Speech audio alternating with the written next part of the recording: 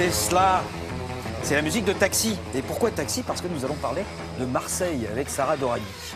Pulp Fiction, non? Pulp Fiction aussi, Fiction, exactement, oui, oui. Non, en fait, c'est une musique qui, au départ, était une musique ni pour Pulp Fiction, ni pour Et donc, Taxi. c'était dans les deux. Mais voilà, exactement. Et pourquoi est-ce qu'on vous parle de Marseille ce matin? Parce que figurez-vous qu'à Marseille, il y a le festival de la web-série. Ouais. C'est quoi, Web-série. Tess?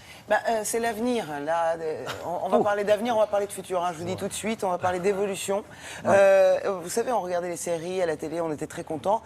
Aujourd'hui, tout ça va changer. C'est-à-dire que ça change déjà. Quand je vous dis avenir, c'est pas comment ça va se passer plus tard. C'est déjà. Vous voulez dire ça que se mes passe déjà enfants comme ça. regardent déjà les séries sur le web? Exactement. C'est-à-dire que les web-séries, c'est les séries qu'on consomme, qu'on visionne sur le web. Donc il y a des séries gratuites qu'on regarde sur Dailymotion, sur YouTube, et j'en passe, ou sur Vimeo. Il y a aussi les VOD, les vidéos on demand, qu'on paye. Donc France Télévisions a évidemment ce support-là, ce service-là. Canal Plus là, sous le nom de Canal Play. Arte là, TV5 Québec. Tous ces gens-là étaient réunis au Webfest Marseille. Pourquoi? Parce que c'est l'occasion de rencontrer entre producteurs, cinéastes, réalisateurs, scénaristes, tout le monde se rencontre. Et ce qui est fort dans les web-séries, c'est quoi? C'est que la télévision, souvent, comme ça s'adresse à un grand public, on ne peut pas tout dire. Il n'y a pas une liberté de ton absolue. Or là, c'est vraiment, vous cherchez des films d'horreur, des séries d'horreur. Il y a un peu trash, un peu machin, tout. Il y a de tout pour tout le monde. Ce qui est formidable, c'est qu'on trouve des auteurs à l'autre bout du monde, des jeunes qui font des trucs formidables, avec peu de moyens, et évidemment, les grandes maisons, les grandes majors, les grosses boîtes américaines, ils viennent, ils les repèrent, ils leur demandent d'écrire pour eux, et parfois c'est carrément réalisé par des réalisateurs comme Bryan Singer. Voilà, on arrive à un réalisateur comme ça, avec un tout petit auteur qui était à l'autre bout du monde et qui fait des trucs formidables. Je vous emmène, on a rencontré les gens les plus importants qui peuvent nous parler le mieux de ça, direction Marseille. Regardez.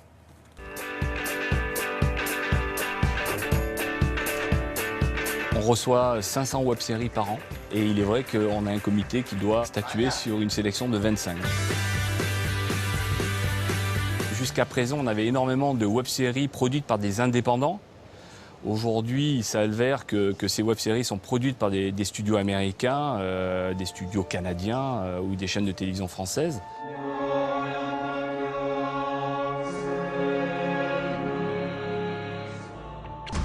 Nous, on est une chaîne payante, mais on a aussi un service de vidéo à la demande, accessible sur Internet. On est partenaire du Marseille Webfest parce que pour nous, les séries digitales, c'est un peu l'avenir. Que ce soit des réalisateurs, des auteurs, essayer de voir comment on peut les accompagner et développer des projets ensemble. Mamie, t'es venue toute seule? Sacrement, t'as mis ton chat dans une valise. Une web-série, c'est une série qui n'est pas conçue pour la télévision, c'est une série qui est conçue surtout pour le digital. C'est-à-dire qui est faite pour être regardée sur vos tablettes, sur un smartphone, et pour être regardée à la demande, contrairement à une chaîne qui aura une programmation plus linéaire. Ce qui fait que ça lui donne une flexibilité de format. On peut faire du 3 minutes, du 7 minutes, du 10 minutes, et une liberté de ton aussi.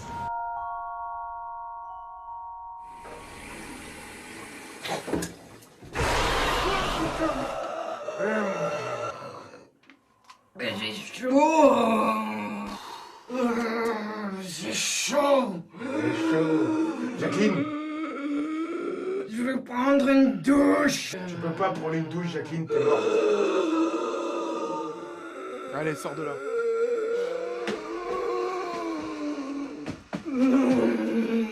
Jacqueline, t'es moche. On propose bientôt une quarantaine de web-séries, tout genre confondu. On peut regarder de l'animation, on peut regarder des drames, des comédies sentimentales, on peut regarder de la science-fiction. Donc ça peut être des séries feuilletonnantes avec vraiment des vraies intrigues, des univers narratifs avec plein de personnages qui sont créés. Donc on a par exemple Le Visiteur du futur. On a également des web-séries avec des épisodes qu'on appelle non feuilletonnants. Donc c'est plutôt des capsules qu'on peut regarder un épisode après l'autre sans avoir forcément vu le premier, le dernier. Par exemple Camweb. On a des auteurs, donc par exemple on a Angela Soup qui est une jeune auteure qui vient de la Fémis, qui est l'auteur des Textes d'Alice. Donc d'ailleurs cette série elle est en compétition, là c'est pour ça qu'on est là, c'est pour défendre cette série qui est dans la sélection officielle. T'es qui toi déjà? Livia, enchantée. Ta fonction ici? Stagiaire depuis 4 ans.